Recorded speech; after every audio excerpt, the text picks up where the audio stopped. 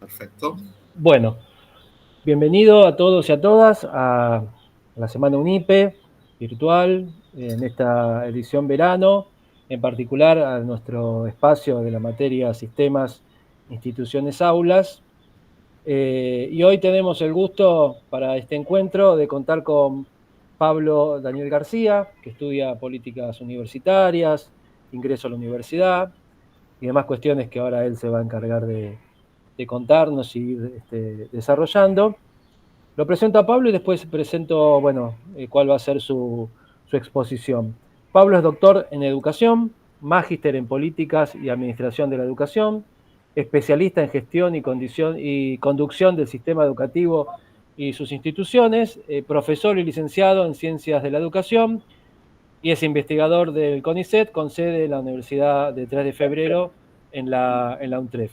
Y hoy en particular va a compartir con nosotros parte de su trabajo de investigación sobre el ingreso a las universidades nacionales en Argentina, un análisis histórico y político.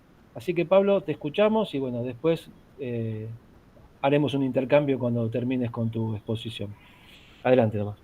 Bueno, muchas gracias por la invitación a participar de este espacio. Yo soy un forastero de la UNIPE, porque en realidad soy profe de la UNTREF bueno, investigador en el CONICET, así que es un gusto poder estar conversando esta tarde con ustedes en esta semana de UNIPE virtual. Yo lo que les propongo es que si mientras yo voy hablando tienen alguna pregunta que va surgiendo, algún comentario, lo vayan anotando en el chat, así luego al final de la exposición lo podemos recuperar y conversar entre todos. Yo desde hace algunos años como investigador vengo trabajando con el estudio en particular de las políticas de ingreso que desarrollan las universidades nacionales en nuestro país, intentando pensar las diferentes configuraciones y dispositivos que las universidades construyen para, bueno, acompañar ese momento de transición que supone el ingreso a la universidad.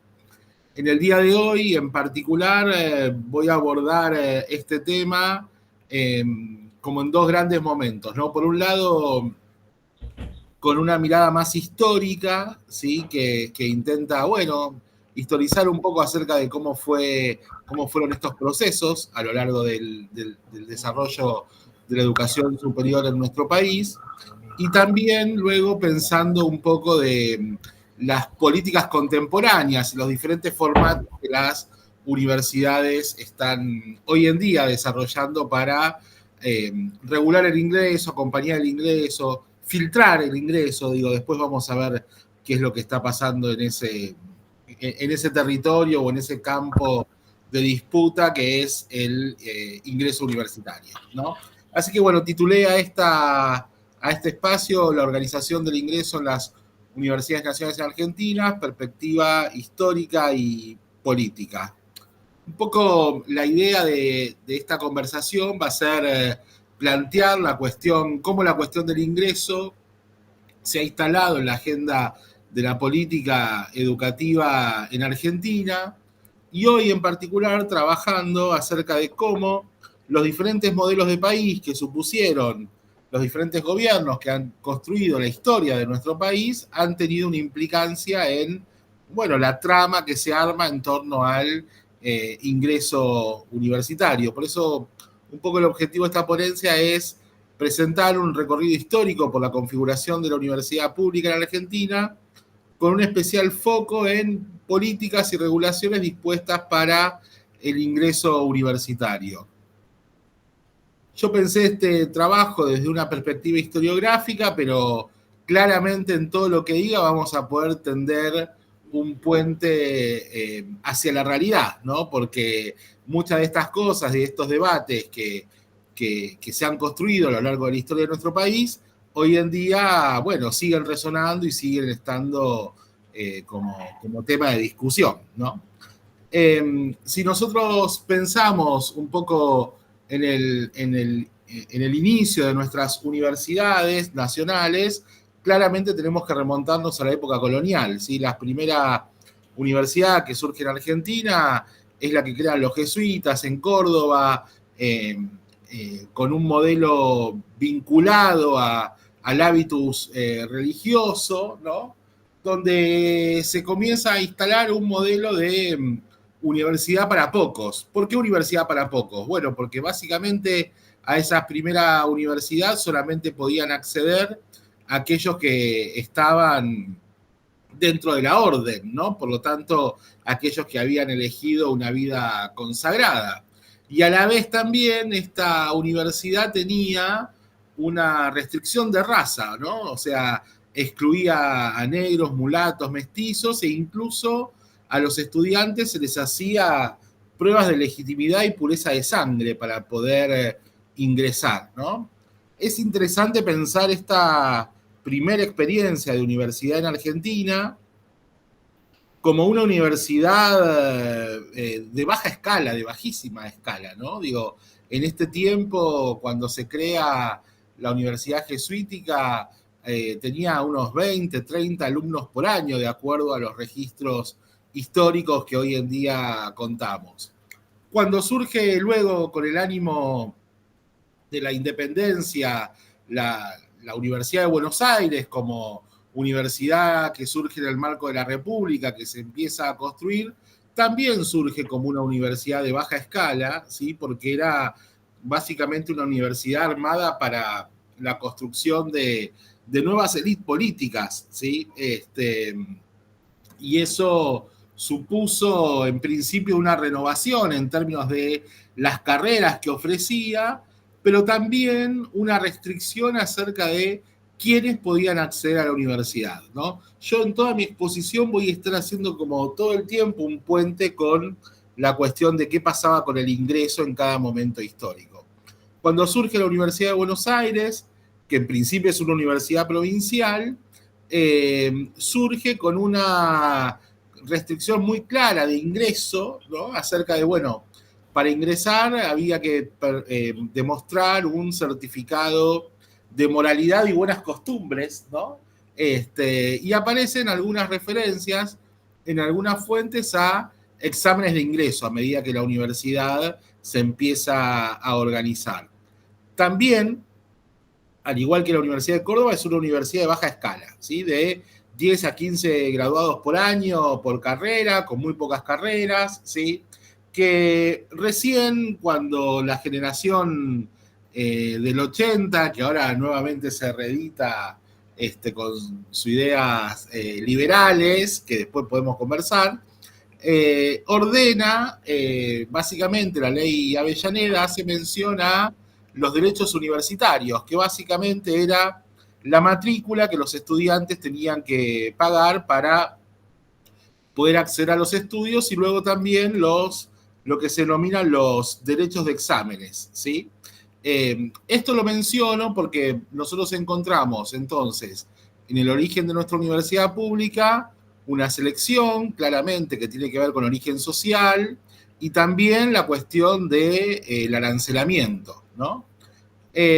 Cuando se plantea como un segundo hito de nuestro sistema universitario, la reforma de Córdoba, básicamente el movimiento estudiantil de Córdoba planteó una disputa con respecto a estas élites que encorsetaban el desarrollo de la universidad, intentando expandir el ingreso a la universidad de las clases medias, básicamente, ¿no? Las clases comerciantes que comenzaban a desarrollarse a principios del siglo XX con el desarrollo también del país. Entonces, en este momento, la lucha del movimiento reformista fue, por ejemplo, por la asistencia libre, es decir, que no les tomen lista, porque muchos de ellos tenían que trabajar además de estudiar. Entonces, la asistencia libre de algún modo tenía que ver con la reivindicación de los sectores medios que trabajaban, que necesitaban ganar un salario y también querían estudiar. No fue parte de las reivindicaciones del movimiento reformista la cuestión de la gratuidad, ¿sí? Según dicen las crónicas, algunos miembros de los estudiantes de la gloriosa juventud estudiosa de Córdoba plantearon en el Congreso de Estudiantes Universitarios de 1918 la cuestión de la gratuidad de la enseñanza, pero se votó negativamente, porque claramente en este momento la ampliación no tenía que ver con las clases pobres, obreras, sino con las clases medias, ¿sí? Por eso en esta época todavía la cuestión de la gratuidad no estaba instalada en la agenda. Si avanzamos un poco en la historia de nuestro país, nos encontramos con la cuestión de la gratuidad, que aparece claramente durante los gobiernos peronistas, primero a través de un decreto, después a través de una ley, pero tampoco en el primer peronismo, porque las primeras leyes del gobierno peronista incluían todavía el arancelamiento universitario.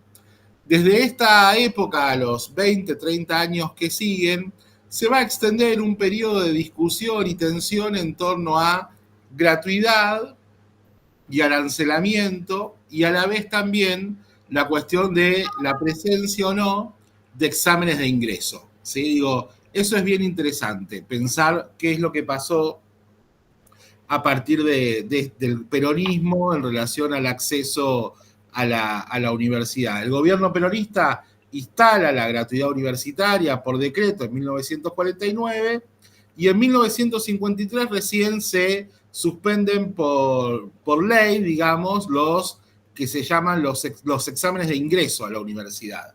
Ahí aparece esta primera idea del ingreso libre, ¿sí?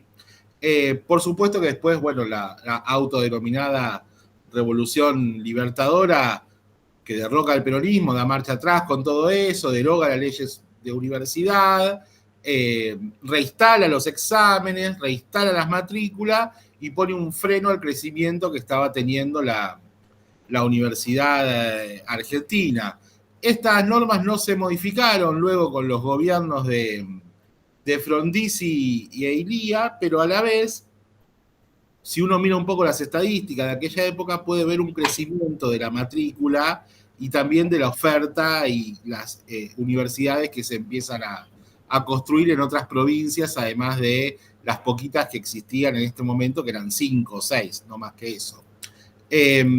Si avanzamos en esta retrospectiva histórica del ingreso universitario, nos encontramos con que en el marco de un gobierno militar, en 1967, con el gobierno de la Revolución Argentina, de Onganía, se sanciona, por un lado, la ley de universidades, que básicamente elimina la representación estudiantil del cogobierno, es decir, da marcha atrás con la cuestión que había avanzado la reforma universitaria. Define también la gratuidad como un régimen al cual se accedía tras aprobar un número de materias, es decir, que los estudiantes empiezan pagando derechos universitarios y después aquellos que permanecen dejan de pagar, ¿sí? Y en ese marco aparecen las ideas de Alberto Tacchini, que fue, bueno, era un decano de la Universidad de Buenos Aires, y que propuso un plan de creación en el marco de un gobierno militar, claramente. Digo, esto hoy en día que se reivindica y se le está dando muchos doctorados, honoris causa a Tacchini por su creación de universidades. Bueno, Tacchini trabajó en el marco de un gobierno militar que tenía como objetivo la desconcentración de la matrícula de las pocas universidades existentes y básicamente era parte de la lucha contra la infiltración comunista, ¿sí? Entonces, en ese marco se desarrolla un plan de creación de instituciones universitarias que culmina con la creación de 14 universidades nacionales en diversas provincias del país. Lo que básicamente el plan Tacchini intenta hacer es desconcentrar la matrícula de las pocas universidades existentes, intentando de algún modo así aislar al movimiento universitario. Es cierto que, más allá de este objetivo original, que lo podemos definir como la lucha de la infiltración comunista y como ustedes quieran, también dio oportunidades de formación porque básicamente construyó universidades en provincias que hasta ese momento no las tenían, ¿no? Y en ese sentido acercó el acceso a la universidad a muchos jóvenes, ¿sí? Si seguimos un poco más en la historia, digo, nos caemos en el momento de la dictadura militar, un momento tremendamente oscuro para el desarrollo de la universidad en Argentina, donde básicamente una de las leyes las primeras decretos que saca la Junta Militar tienen que ver con el freno a la autonomía universitaria, quitar a sus autoridades, poner autoridades militares y a la vez prohibir toda actividad política. Esto tuvo un efecto nefasto en términos de la democratización de la universidad, abrió un proceso de depuración de plantas docentes, de control de la militancia político-partidaria, pero además de todo eso, que tiene que ver con la lucha político-ideológica que desarrolla la dictadura, además de todo eso pone como objetivo del gobierno reducir la matrícula de las grandes universidades, quitándoles presupuesto y poniendo cupo a las carreras, ¿sí? Se cierran carreras, se cierran institutos de investigación y aparece una política sistemática de examen de ingreso y cupo por carrera para acceder a los estudios del nivel superior. Y luego, en 1980, la dictadura le agrega el componente del arancelamiento de los estudios de grado cuando sanciona lo que denominaron la ley orgánica de las universidades nacionales. Algo bien interesante con respecto a esta política de achicamiento de la universidad y de freno a la democratización es que la dictadura militar no solamente pone un cupo a las carreras, sino que cada año restringe más a ese cupo que tenía disponible para el acceso. Y a partir de la presencia del examen de ingreso, a la vez, incluso ese cupo no se llegaba a llenar porque hubo un auténtico vaciamiento de la universidad pública durante esta época. La recuperación de la democracia, por supuesto que va a cambiar todas estas tendencias que estaban desarrollándose con la dictadura. Alfonsín, cuando asume el poder, una de las primeros, digamos, leyes que firma tienen que ver con la normalización de las universidades, anula las designaciones docentes desarrolladas durante la dictadura, devuelve la autonomía y la autarquía a las universidades y claramente, bueno, cambia las condiciones de acceso a la universidad. En primer lugar, una de las primeras cuestiones que plantea el gobierno de Alfonsín va a tener que ver con la presencia de un curso de ingreso con 2 materias que se eligen según la carrera, que podía ser obligatorio u optativo según la universidad, pero básicamente predomina la idea del ingreso irrestricto, ¿sí? El tema que ahí sucede es que este ingreso masivo que se produce con la vuelta a la democracia, con la vuelta de la democracia, el ingreso masivo que se produce a la universidad, causa un efecto de masividad, de llegada de nuevos estudiantes a la universidad, que no se corresponde claramente con los recursos disponibles, porque el gobierno del presidente Alfonsín tuvo serios problemas económicos, por lo cual el ingreso irrestricto que se planteaba entró en tensión con la disponibilidad de recursos. Entonces, esas son las imágenes que todavía aparecen en algunas fotos de esas aulas masivas con gente estudiando en la ventana, en la puerta, en la escalera. Digo, esta democratización del acceso a la universidad se puso sobre todo sobre las espaldas de los docentes, ¿no? Que fueron la variable que permitió justamente brindar estas clases masivas en un contexto de ausencia total de reconocimiento por su trabajo, por los recursos prácticamente con un presupuesto detonado por la hiperinflación, ¿sí?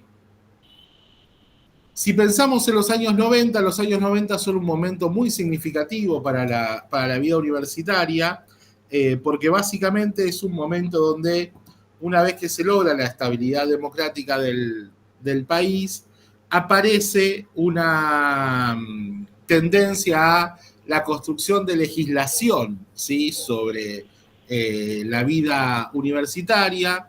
En 1995 se sanciona la Ley de Educación Superior, la cual establece que, en términos del ingreso, la Ley de Educación Superior establece que el único requisito que se pone para el ingreso a la universidad es tener un título que acredite haber culminado la escuela secundaria, ¿no?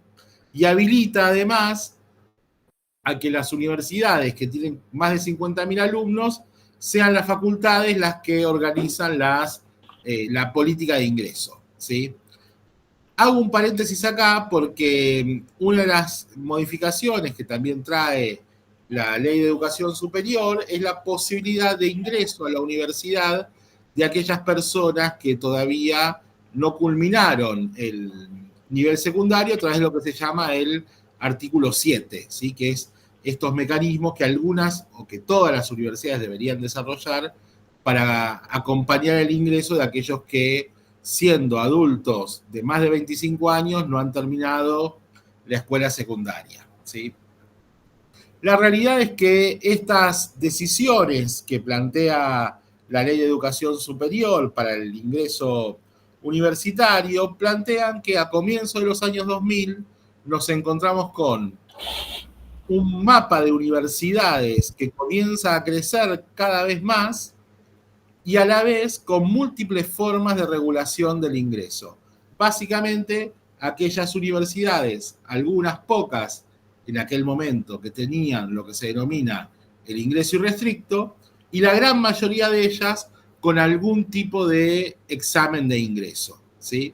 Eso va a configurar básicamente durante los años del principio del siglo XXI, el ingreso universitario a Argentina, armando un rompecabezas donde uno tiene que empezar a ver, bueno, que el ingreso deja de ser una política de Estado nacional y forma parte de decisiones que cada institución universitaria o incluso cada unidad académica va tomando en función de recursos, posibilidades, contextos y demás.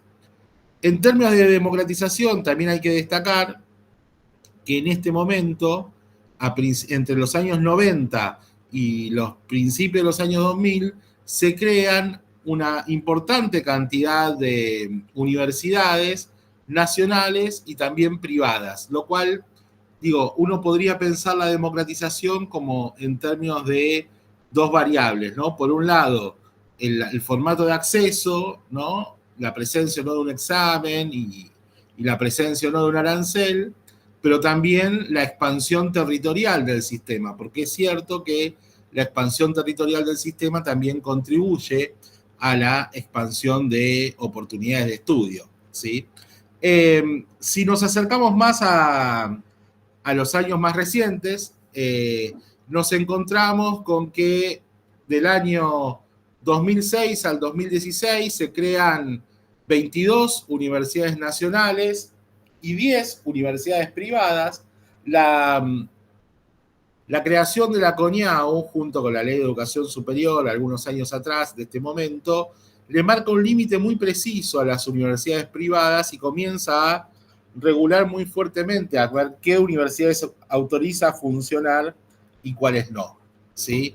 Digo, cuando nosotros pensamos este periodo que va desde la caída de la Rúa hasta el año 2016, nos encontramos con una creación importante de universidades nacionales que cambian un poco el criterio también, porque es el momento de mayor expansión de lo que se llaman las universidades del conurbano, en este caso a través de las universidades del Bicentenario, pero también en el interior del país, en ciudades que no son capitales de provincia.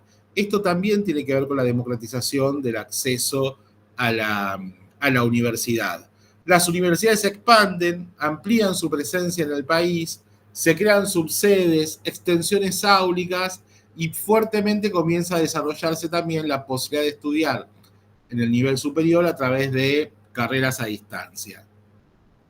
Ahí aparece como otro hito en la historia de nuestro país, que es lo que comúnmente o lo que se ha conocido como la ley Puig-Gros, ¿sí?, que básicamente es la ley que formalmente se denomina ley de implementación efectiva de la responsabilidad del Estado en el nivel de educación superior, que básicamente la ley Puigros lo que hace es prohibir cualquier tipo de gravamen, tasa, impuesto, arancel o como se llame, y también plantear la necesidad del ingreso libre e irrestricto, ¿sí?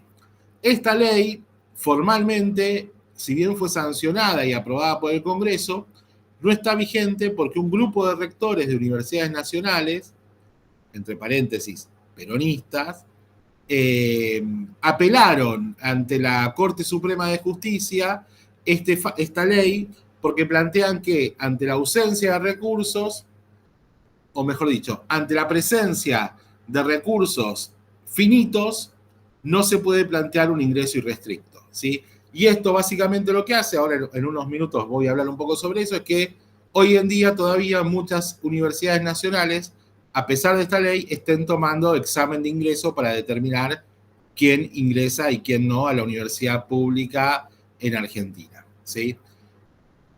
Más allá de que esto existe, de que existen universidades que toman examen, que tienen cupos, que arman ranking y demás, lo cierto es que la ley Puigros marca una tendencia y abre un camino que hace que muchas universidades nacionales comiencen a reconfigurar su ingreso pensando más bien en dispositivos que acompañen las trayectorias de los estudiantes y se corren cada vez más de la idea de el ingreso, digamos, mediado por un examen y la presencia de un cupo, ¿sí? Y en este marco también la investigación pedagógica, si ustedes quieren, comienza a desarrollar como nuevas teorizaciones a partir de esto y de a poco se deja de hablar de ingreso y se comienza a hablar de los inicios de la universidad, ¿no? Pensando los inicios de la universidad como un momento más amplio, que no solamente tiene que ver con ese momento del acceso, sino con toda la transición de la escuela secundaria hacia la universidad, como ese momento de orientación y búsqueda de los estudiantes, pero también extendiéndolo hacia el primer año como un momento muy sensible, ¿no? Porque ustedes saben que la mayor deserción del mundo universitario hoy en día está en el primer año, ¿no? Por diferentes motivos que comienza a ser esto que Tinto denomina la puerta giratoria, ¿no? Que ingresan muchos, pero también rápidamente muchos se van, ¿sí?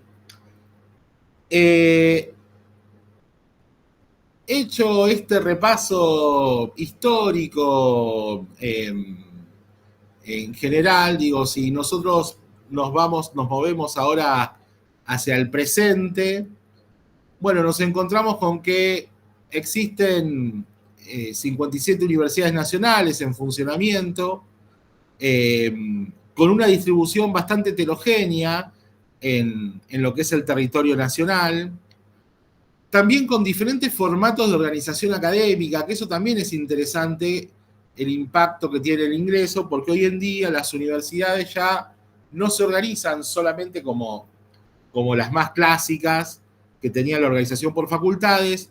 Hoy aparece la idea de departamentos, institutos, escuelas y diversos cruces entre eso, que también construye una organización académica distinta de la universidad. Y claramente persiste esta idea de la concentración de estudiantes en los grandes centros urbanos, porque tenemos 57 universidades nacionales, pero el 80% de los estudiantes está concentrado en 5 universidades, ¿no? Digo, hay muchas universidades con muy baja matrícula y esto tiene que ver también con, bueno, las localidades donde fueron instaladas estas universidades, ¿sí? Si nosotros pensamos en los diferentes formatos que hoy en día existen para el ingreso a la Universidad Nacional, básicamente nos encontramos con que solamente 5 universidades tienen como modalidad de ingreso lo que se llama la inscripción administrativa, es decir, que uno lo único que tiene que hacer para ingresar a la universidad es presentar los papeles que den cuenta de sus datos personales y nada más, ¿sí? Esos son la menor cantidad de casos, ¿sí? Nos encontramos con otras 8 universidades que tienen un dispositivo único de ingreso, es decir, que pensaron un único formato de ingreso para todas sus carreras, en todas sus escuelas, facultades o departamentos, ¿sí? Digo, esto es bien interesante porque estos dispositivos únicos en general hacen que el ingreso dependa directamente de la Secretaría Académica y es para todos los estudiantes de todas las carreras igual, ¿sí? Son pocas las universidades que tienen esto. Gran parte de estas universidades son las del conurbano bonaerense, pero no todas ellas, ¿sí? Y es como un rasgo distintivo. También es cierto que son universidades que no tienen una amplia oferta académica, es decir, son universidades de reciente creación donde todavía no tienen una gran cantidad de carreras ofertadas. Luego nos encontramos con 25 universidades que armaron un dispositivo único de ingreso, pero que le plantean variaciones a ese dispositivo de ingreso de acuerdo a la unidad académica de la que se trate. Por ejemplo, que arman un ciclo de ingreso universitario y de acuerdo a la facultad a la que corresponde la carrera a la cual el alumno quiere ingresar, cambian las materias que los estudiantes tienen que transitar en ese ciclo de ingreso universitario, ¿sí? Digo, ese, por ejemplo, es el caso de la universidad donde yo trabajo, la UNTREF, que tiene 3 materias del ingreso, un taller de vida universitaria y luego 2 materias que van cambiando de acuerdo a la carrera que el estudiante quiera estudiar, ¿sí? Y por otro lado existen 19 casos que son los más complejos para analizar, porque son universidades donde en cada unidad académica, en cada facultad, por ejemplo, se arma un dispositivo de ingreso totalmente diferente, totalmente distinto, ¿sí? Este es el caso, por ejemplo, de la Universidad de Lomas de Zamora, ¿no? Donde, de acuerdo a la facultad que uno ingresa, algunas facultades tienen ingreso irrestricto, otras tienen ingreso con examen, otras tienen un curso de acompañamiento, otras tienen un curso de ingreso, ¿sí? Digo, generan una complejidad donde lo que termina sucediendo es que cada estudiante tiene que descifrar a ver cómo es el formato de ingreso de acuerdo a la carrera que quiera estudiar. También algo que pasa con el ingreso es que se empieza a llamar de diferentes formas, de diferentes maneras. La mayor parte, muchas universidades hablan del curso de preparación universitaria, otras hablan del curso de ingreso, otras hablan del ingreso directamente, otras simplemente lo plantean como taller de vida universitaria, otras hablan de, le dan como una carga contenida muy grande a este espacio. Digo, estoy pensando, por ejemplo, no sé, en el programa de introducción a los estudios universitarios o en el curso de orientación y preparación universitaria. Digo, todas estas denominaciones dan cuenta de todo un mapa que se comienza a construir en el país con diversidad de modalidades, ¿sí? Y también de diversidad de intensidades del ingreso, ¿no? Es decir, en dónde está puesto el foco del ingreso. En términos generales, si uno mira los componentes curriculares que atraviesan el ingreso, nos encontramos con que la gran mayoría de los ingresos universitarios están basados en lo que se llaman las habilidades académicas generales. Esto básicamente es la comprensión lectora, la escritura académica y el pensamiento lógico-matemático. Muchos ingresos ponen un fuerte énfasis en estos componentes, ¿sí? Luego hay otros estilos de organización curricular del ingreso que ponen el énfasis en disciplinas específicas según las carreras, ¿no? Estos ingresos están mucho más orientados disciplinarmente, ¿sí? Y ahí aparecen materias como biología, biofísica, historia, antropología, bueno, lo que fuera. Y lo que cada vez aparece más en el ingreso es esto que yo llamé aquí como los saberes de la llamada vida universitaria, ¿sí? Estos saberes de la vida universitaria básicamente hacen a la idea de, recuperando un poco las ideas de Coulon, esto de construir el oficio de estudiante, bueno, que alguien enseñe ante la diversidad de estudiantes que hoy en día llegan a la universidad, qué se necesita para tener éxito en esta institución. ¿Quién es quién en la universidad? ¿Cómo se hacen los trámites? ¿Cómo se prepara un examen? ¿A quién hay que recurrir en busca de determinada ayuda? Estos saberes de la vida universitaria son nuevos saberes que antes no se enseñaban, que antes se aprendían por transmisión familiar, a veces por la acción del centro de estudiantes. En mi época era así, quien te explicaba esto era el centro de estudiantes, y tenías un centro de estudiantes piola en tu universidad y demás, pero que hoy en día se han transmitido en un saber a enseñar porque son cruciales para el éxito académico, ¿sí?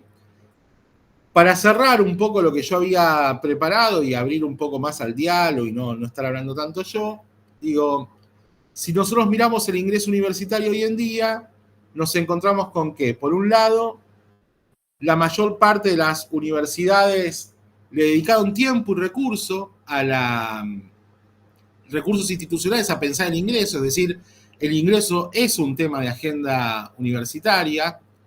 El mapa que construí me permite dar cuenta de múltiples formatos y múltiples denominaciones para los dispositivos del ingreso, pero que al fin y al cabo terminan dividiéndolos en dos grandes grupos.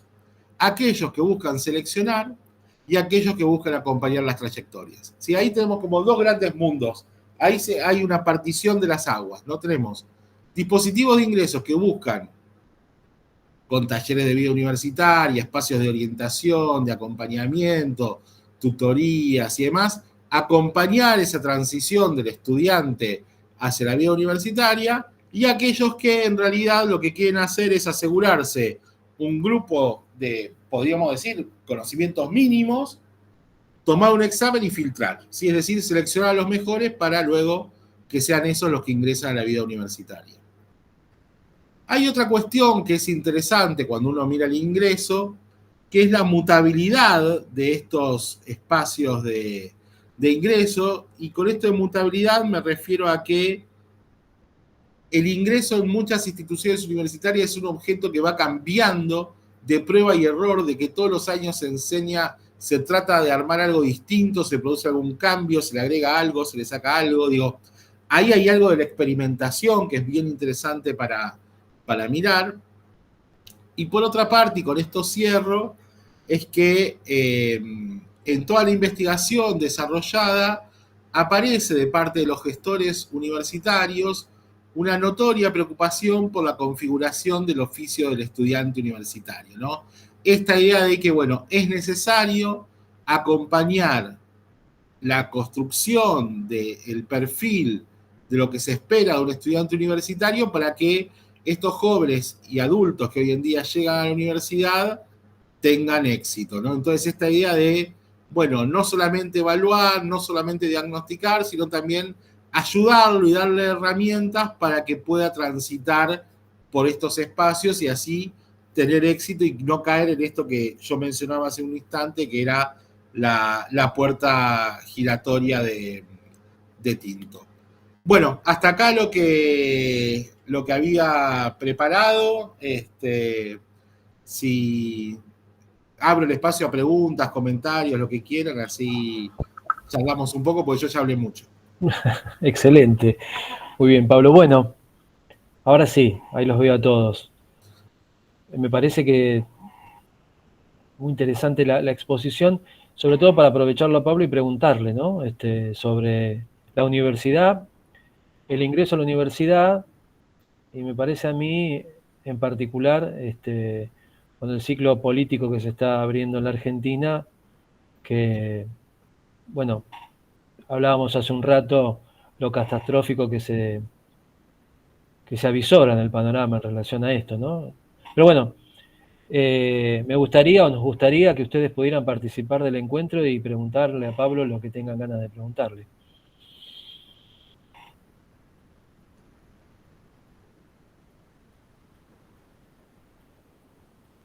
El que se anime, lo escucho. Claro, el que empieza.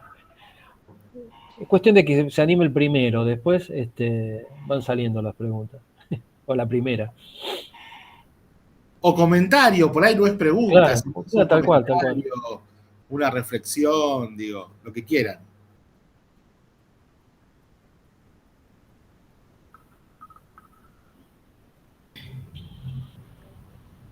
Hola, Pablo. Hola, María Dolores, ¿no? Sí. Sí, ¿cómo estás? Muy bien. Hay algo que, más bien, más que como una cuestión, digamos, he seguido el hilo de tu charla y más es una reflexión, una pregunta a futuro. ¿Cómo ves vos, a partir de este contexto político tan angustiante que nos está acosando a la universidad, las posibilidades reales de ingreso? Y de qué manera ves, a ver si la universidad cuenta con ciertas estrategias construidas para poder resistir esta situación que se nos viene tan fuertemente, ¿no? Si hay posibilidades de resistir a que sigan ingresando los chicos, que no se pierda la posibilidad de ingreso, que no se pierda lo que se ha conquistado con tanta lucha, ¿no? ¿Cómo ves la universidad a partir de ahora? Yo sé que es un año coyuntural, pero nos tiene como muy angustiados. Sí, sí, lo que yo puedo decir al respecto no va a quitar ta angustia, sino que quizás sume más todavía. Por lo menos la compartimos. En realidad, el tema me parece que es así. Por un lado, estamos inmersos en un cambio de régimen político con respecto a la visión del rol del Estado, con respecto a los derechos que van más allá de la universidad, ¿no? Digo, en lo que respecta a la educación, esto que se está llamando anarcocapitalismo, Daniel Filmus está desarrollando bastantes ideas con respecto a esta idea del anarcocapitalismo, parte de una idea de corrimiento del Estado con respecto a la garantía de los derechos, ¿no? Y básicamente lo que plantea es, bueno, que lo arreglen las personas, como si las personas y el mercado estuviesen en igualdad de condiciones. Bueno, ahí nos metemos en un problema grande, porque básicamente no todos partimos de la igualdad de posiciones para ir a pelear y a responder por nuestros derechos, ¿sí? Entonces, en términos de lo que es la garantía del derecho a la educación, es un escenario que es complejo. Y es complejo por varios motivos. Es complejo porque, como yo explicaba antes, que ya ha sucedido en algunos momentos históricos, el vaciamiento o la estrangulación hacia la institución universitaria se produce de diferentes modos.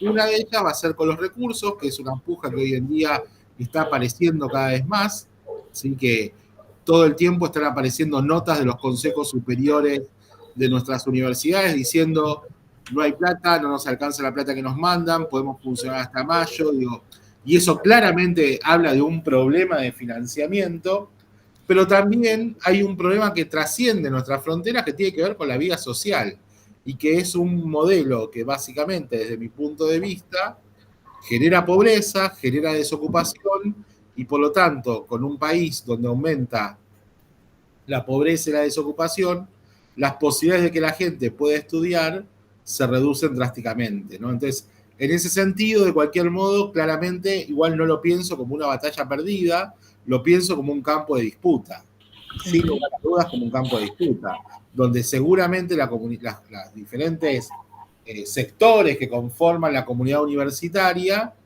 en algún momento, y dentro de muy poquito seguramente, van a salir a protestar y a plantear, bueno, ¿qué es lo que nos está pasando? Nosotros, yo soy investigador del CONICET, nosotros en el CONICET lo estamos haciendo porque ya vemos recortadas nuestras posibilidades trabajo, de investigación, de diferentes modos. Entonces, bueno, el CONICET ya comenzó una movilización y una visibilización de la situación de protesta. Las universidades nacionales todavía no. Dentro de poquito, cuando comience el año académico, aparecerán en la agenda. Por ahora son notas de los consejos superiores, algún rector que sale a hablar por la radio. Digo, la comunidad estudiantil no está movilizándose aún. Yo tengo la esperanza que pronto lo comience a hacer. Verónica. Buenas tardes. Buenas. Sí, estaba escuchando lo que usted decía sobre la protesta, o sea, que se van a salir a defender, digamos, los estudiantes. Me hace acordar a hace muchos años atrás, no recuerdo porque yo era chica, cuando salieron a los estudiantes el tema de la universidad que sea gratis para todos, y hubo hace muchos años en Argentina. O sea que como que estamos volviendo hace 100 años atrás, 80 años atrás, volviendo a ese proceso de que sea todo, o sea, a la sociedad me refiero yo, ¿no? Tanto estudiante como obrero, como que estamos volviendo a esa época, o sea, de que no se cumplen nuestros derechos, tanto como sociedad, como estudiante, como obrero. Eso quería rescatar más lo que usted está diciendo, que vamos a tener que salir a salir por nuestros derechos. Eso quería reflexionar. Muchas gracias. Gracias, Verónica, por tu intervención. A ver, un poco lo que yo exponía en el comienzo de esta intervención es que si uno mira hacia atrás en la historia de la universidad, encuentra con que la universidad en Latinoamérica en general y en nuestro país en particular surge como una universidad de pocos, ¿no? Una universidad de élite, que progresivamente comienza a ampliarse, ¿no? Tiene un momento de masificación que se amplía a través de diferentes políticas que por un lado tienen que ver con la multiplicación de instituciones universitarias, pero también de cambios en los formatos de ingreso. Luego, claro, estas luchas comienzan a estar tensadas por las políticas públicas, ¿sí? Las dictaduras plantean siempre varios retrocesos para atrás en términos de derechos. La vuelta a la democracia plantea una recuperación. Ahí aparece una voluntad de democratización bien interesante de parte de la política pública, ¿no? Donde es el propio Estado el que sale a proclamar el derecho a la educación para todos y todas, ¿sí? El neoliberalismo lo tensa. Digo, este episodio que vos recordabas tiene que ver con no hace tantos años, digo, cuando López Murphy se propuso como parte del gobierno de la Alianza arancelar los estudios universitarios, bueno, generó un movimiento del mundo estudiantil que lo termina eyectando del gobierno a los 20 días. Digo, pensémoslo en términos de Bourdieu como campo de disputa, ¿no? Donde hay intenciones de los actores, pero también voluntades de los pueblos, de los diferentes actores que se movilizan. Digo, no son batallas perdidas, son batallas a construir, ¿sí? A mí me gusta siempre recordar una frase que una vez le escuché al profesor Rinesi, que dice, bueno, los derechos y el derecho a la educación en particular, dice, los derechos son como el amor, se declaran, ¿sí? Y esa frase me parece muy linda para pensar todo lo que supone el derecho a la educación. Uno por su amor pelea, uno por su amor lucha, no lo deja ir así nomás, intenta trabajar consigo mismo. Digo, creo que hay que pensar estas cuestiones y estas políticas en las que estamos inmersos actualmente como parte de un campo de disputa, ¿no? Donde, bueno, evidentemente son batallas a dar que se dan en diferentes ámbitos. Yo recién decía, por ahora está el ámbito de las autoridades que están sacando proclamas, resoluciones de los consejos superiores y demás, bueno, seguramente van a venir otros actores. Y aprovecho para saludar a Ana, que la veo por ahí mirando también. Hola, ¿qué tal Pablo? ¿Qué tal Germán? Hola, Ana. ¿Cómo estás, Ana? Qué lindo verlos acá. Bueno, agradecerte esta participación, seguramente Germán ya lo hizo. Bueno, por supuesto tengo preguntas. Todos tenemos preguntas ahora. Claro, sé que estabas estudiando y Sí. aprovecho la condición de saludar. Sé que estabas estudiando los mecanismos que empleamos las universidades para el sostenimiento de las trayectorias de los ingresantes. Y bueno, quería preguntar si entre tus indagaciones sabías si eso, digamos, con qué modalidad se trabajaban los profesores en esos programas de mejora, de acompañamiento, etcétera, y si vos ves que esos programas precisamente son algunos de los que van a entrar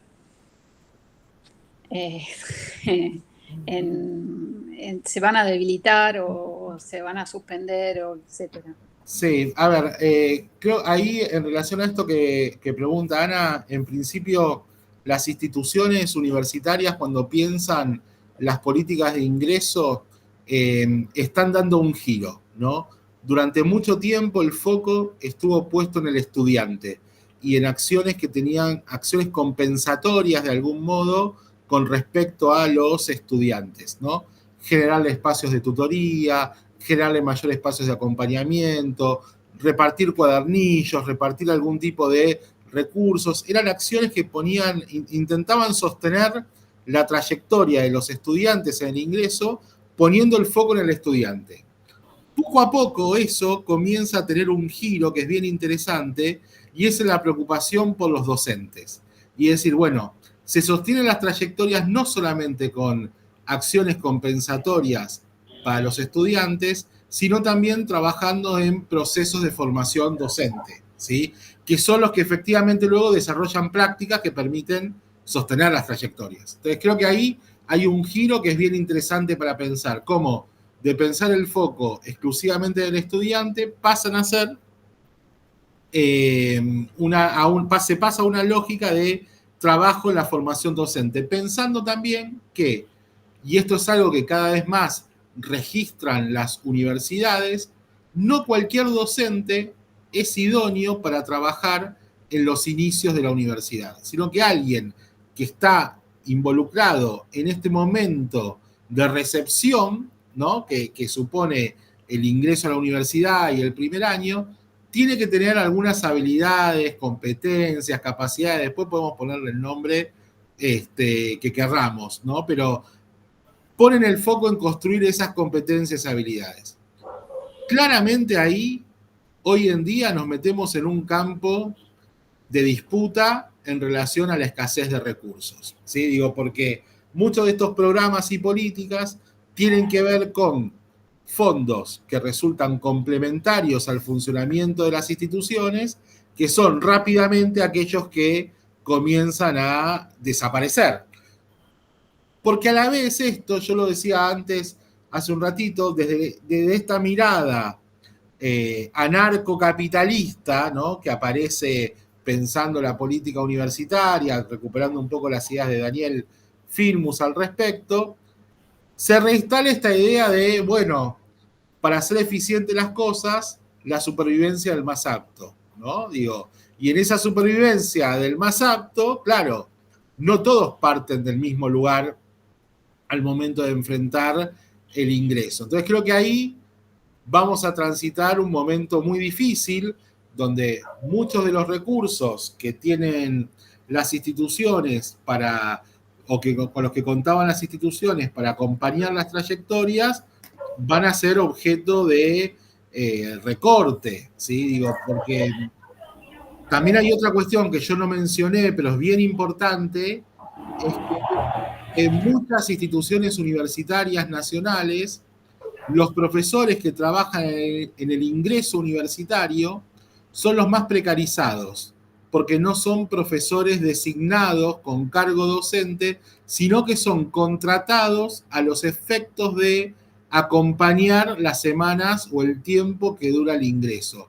Y eso claramente los pone en un lugar de debilidad muy grande en un contexto de recorte de recursos, ¿no? Bueno, por ahí un poco la respuesta.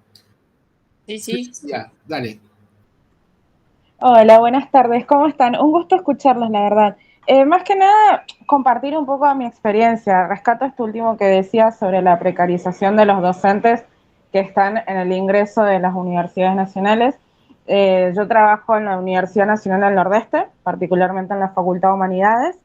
Mi facultad este año, por ejemplo, es una de las 5 con mayores inscriptos que tiene la UNE, de las 12 facultades en total.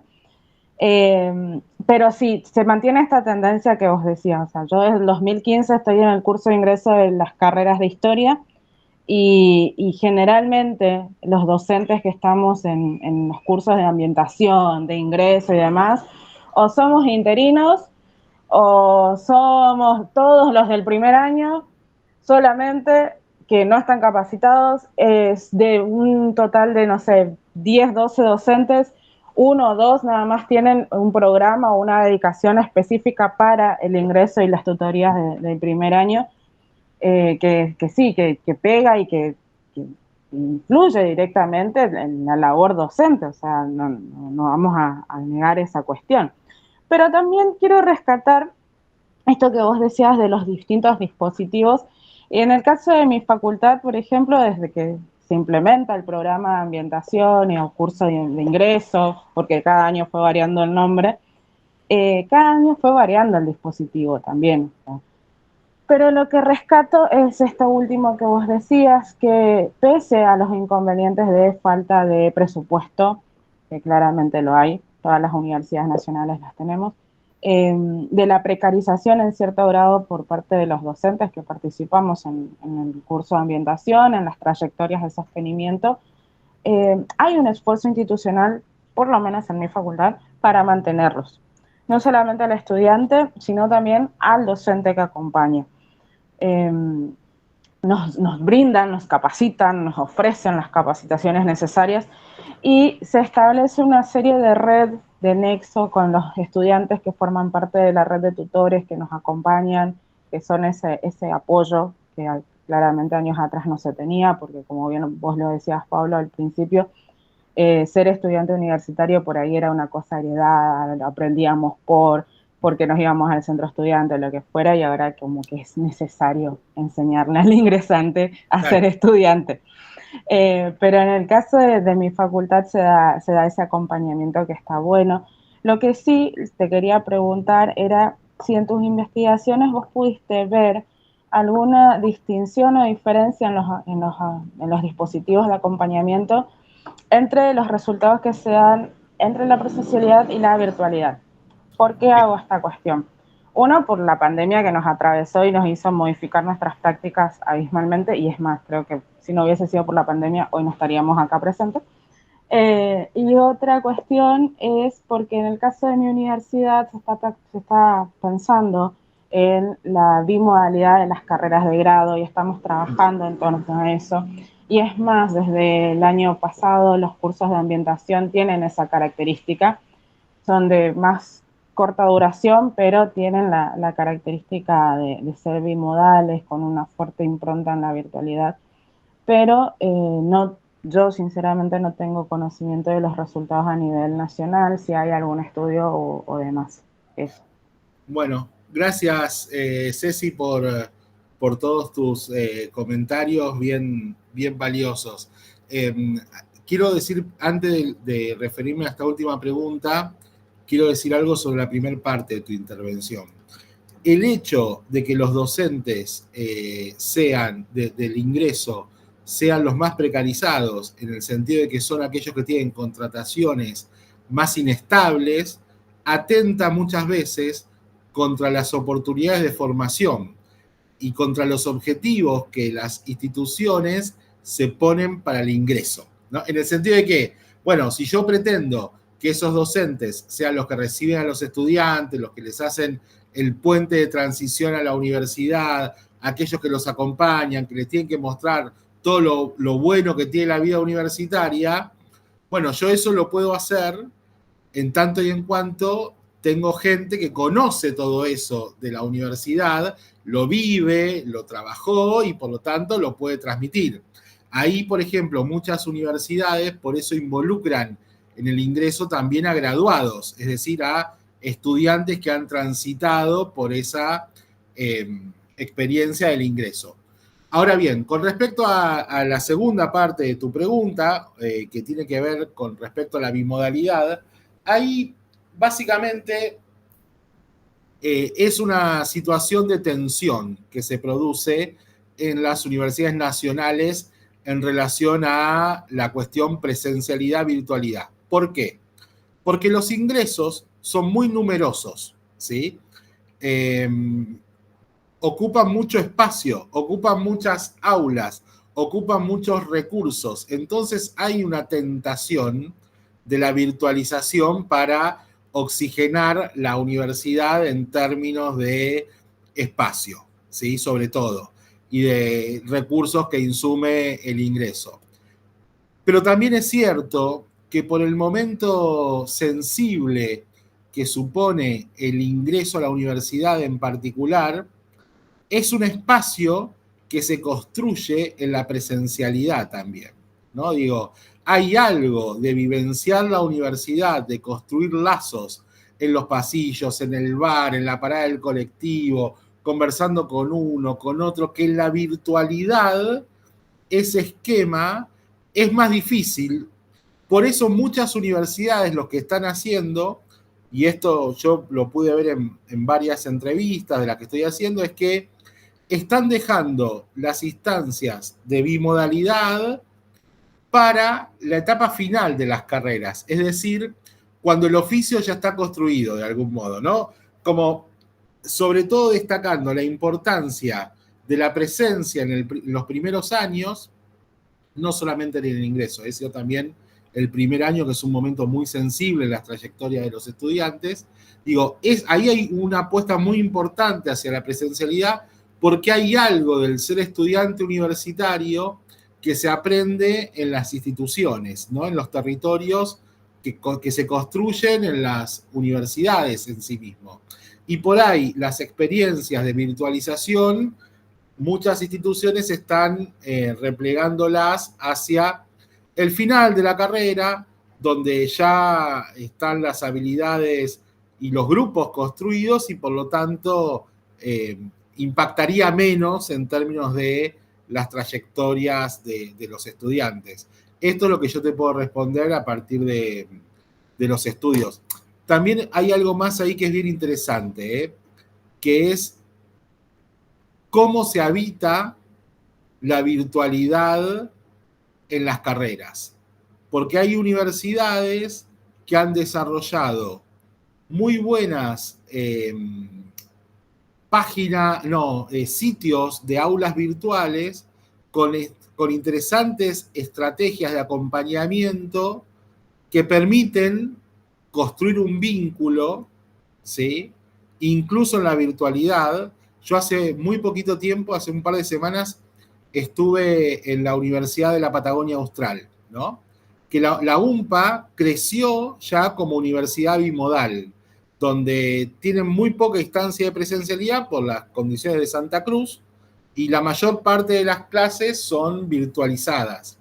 Entonces, ahí se ha desarrollado todo un sistema de acompañamiento que permite la construcción de un lazo, pero estas son experiencias contadas. También ahí hay otra cuestión que tiene que ver con cómo se desarrolla esta virtualización, es que las que menos éxito tienen, lo que sí sabemos ya, es que las que menos éxito tienen son las que plantean una virtualidad asincrónica.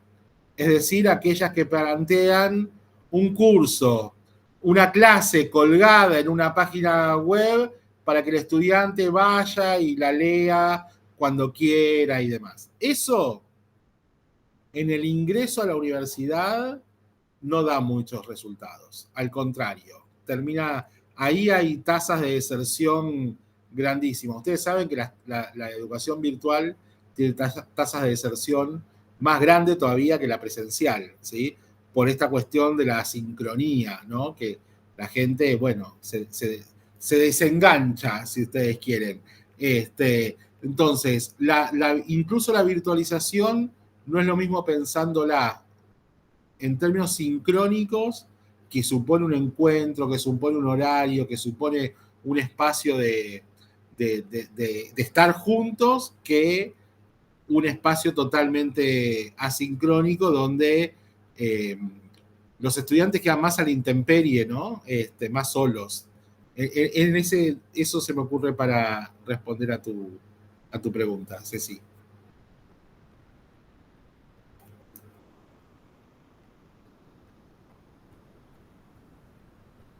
¿Alguien más se anima a algún comentario o pregunta?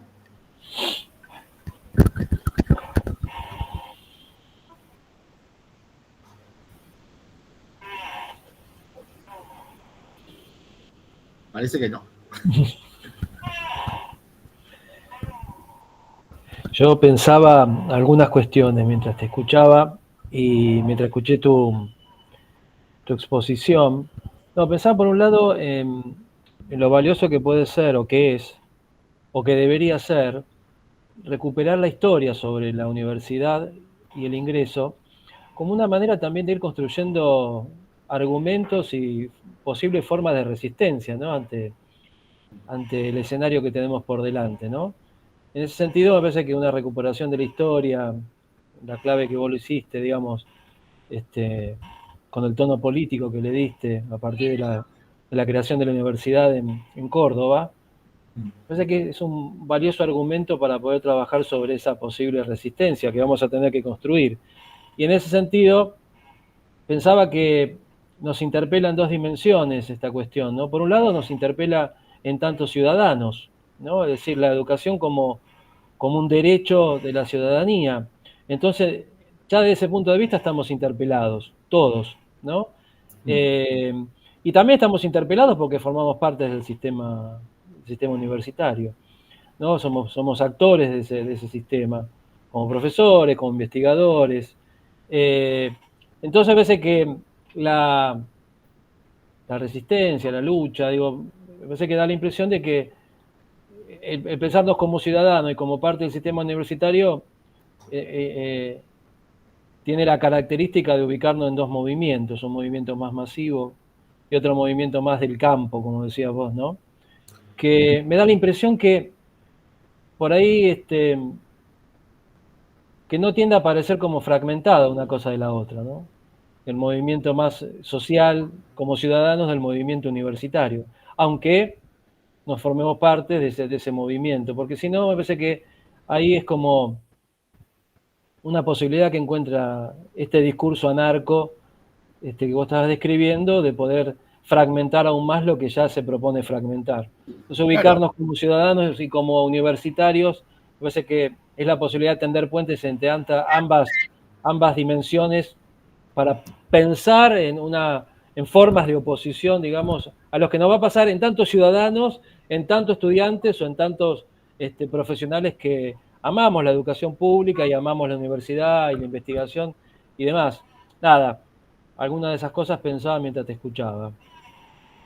Sí, una cosa que me surgió recién escuchándote, esta idea de que el derecho a la universidad también es el derecho de los pueblos a contar con universidades, ¿no? No solamente es el derecho individual a acceder a la universidad, sino también es el derecho de la sociedad de contar con una universidad que no solamente hace docencia, sino que construye conocimiento, que transfiere, que investiga, que está vinculada a sus problemáticas, que tiene conciencia social, digo, hay el derecho a la educación y el derecho a la educación superior en particular es individual, pero también es colectivo, ¿no? En ese sentido.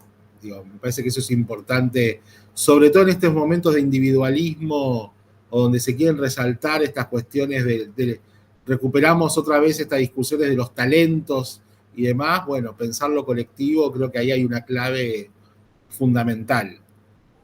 Sí, tal cual. Me parece que esto que vos decías al final, ¿no? Esto que vos trajiste acerca de cómo la universidad puede ayudar a la construcción del oficio del estudiante, ¿no? Implica esto, pensarnos en términos colectivos, porque si no, digo, la otra es la mirada totalmente racionalista liberal de que el sujeto ya está construido y por lo tanto se integra o no se integra por sus propias capacidades. Tal cual. Y si no te pudiste integrar, el problema tuyo.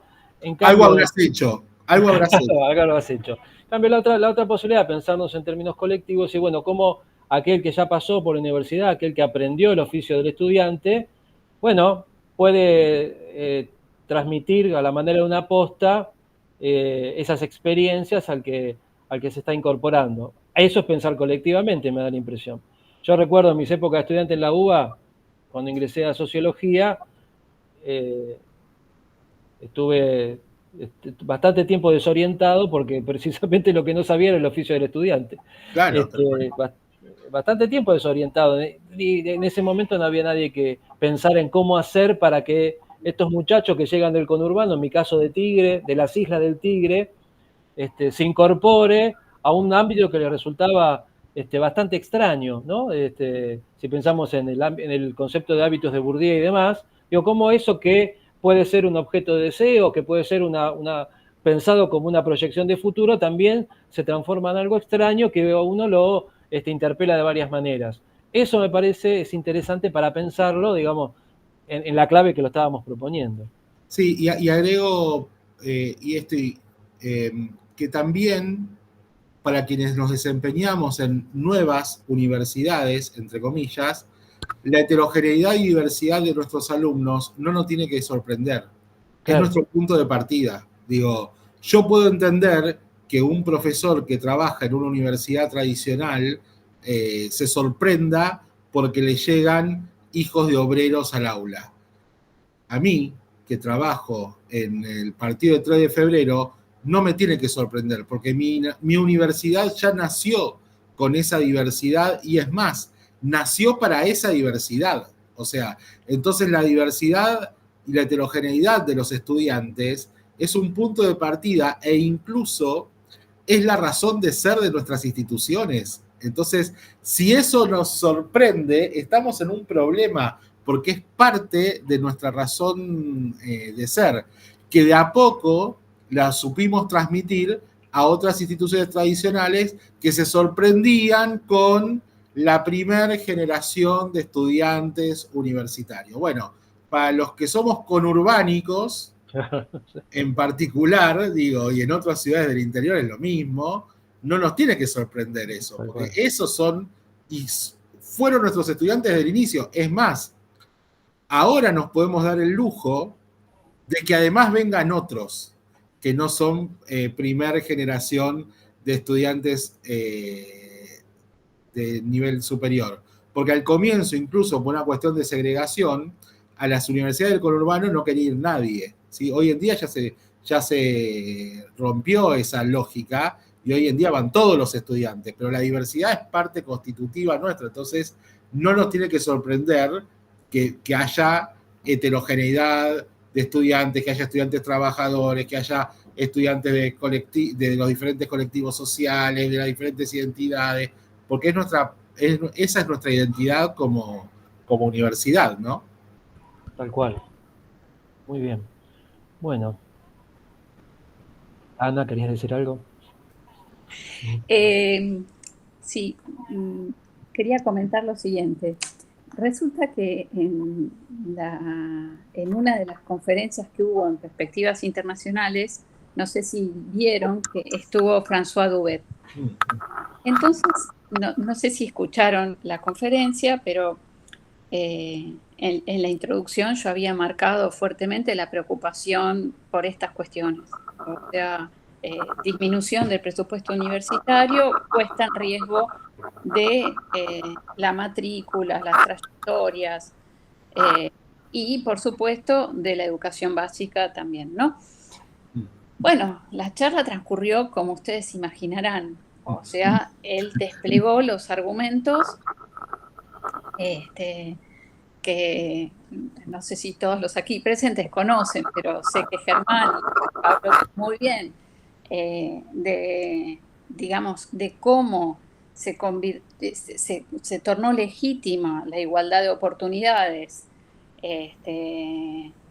digamos, en condiciones en que las desigualdades entre las posiciones no eran tan marcadas, y apareció esta concepción de las desigualdades justas, vale decir, de que el mérito era la manera de considerar el éxito escolar, y por lo tanto las desigualdades justas que se expresaban luego en las posiciones en el mercado laboral, etcétera, etcétera. Y de paso, mientras tanto, dijo, ¡pum! Bueno, entonces, por supuesto, la gratuidad de las universidades es algo así como un impuesto regresivo. O sea, digamos, es el pueblo que, obviamente, nosotros sabemos que es cierto, nuestras universidades son diversas y tenemos estudiantes de primera generación universitarios, etcétera, etcétera, pero sí siempre así como irrefutable el éxito en las trayectorias escolares, los que hacen posgrados, etcétera, etcétera, siempre son los de la condición social más favorecida y mucho menos llegada. Luego, todo esto para,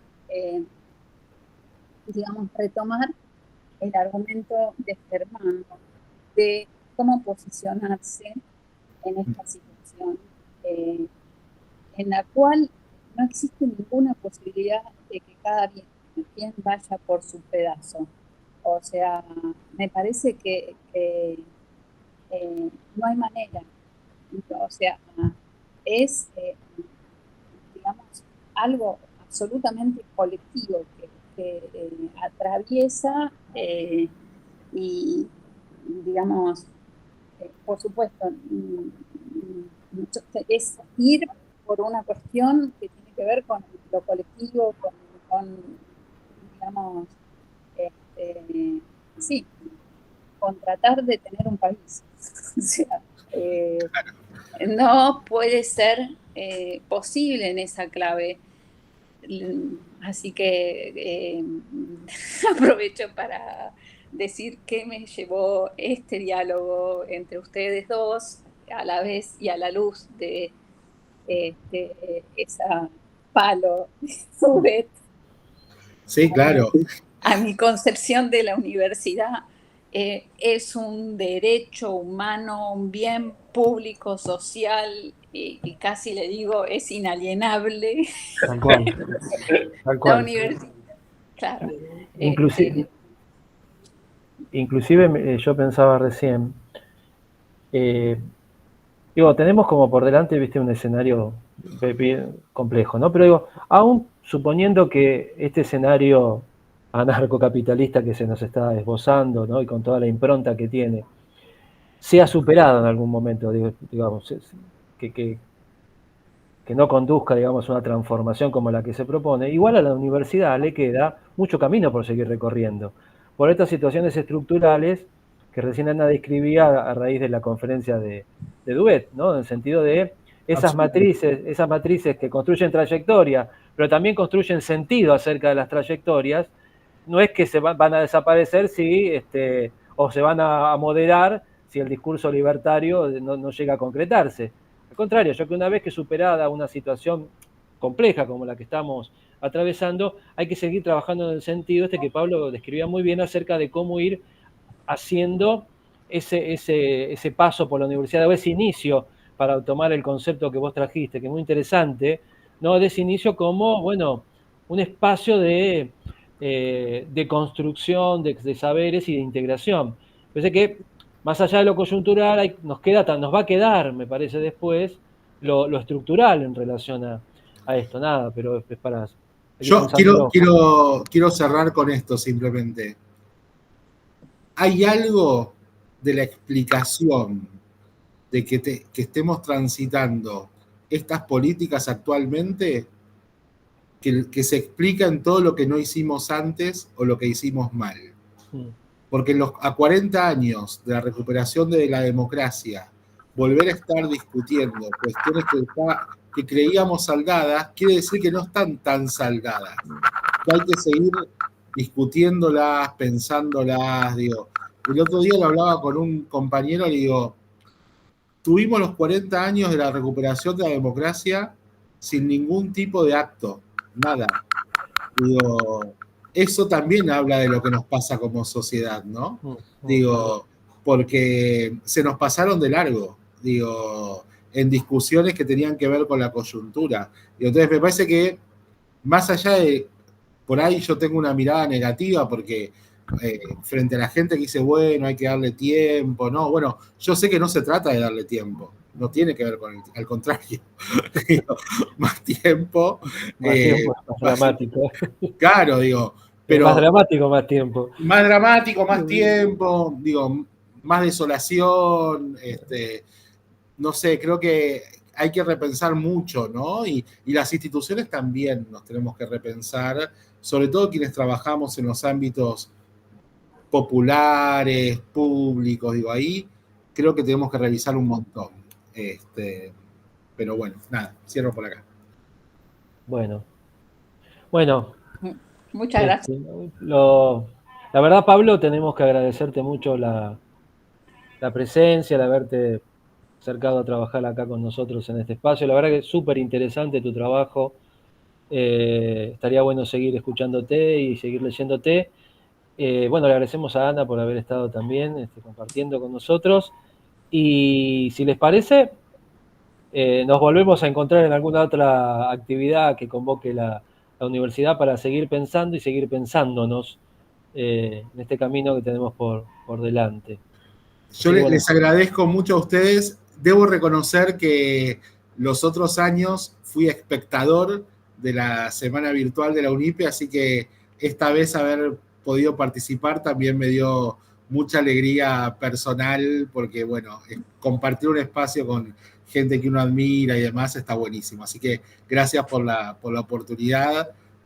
Bueno, a Germán, a Ana y a Hernán también que me invitó, que ha sido un espacio muy bonito. Muchas gracias. Bueno, no sé si alguien de los presentes quiere decir algo, quiere hacer algún comentario final.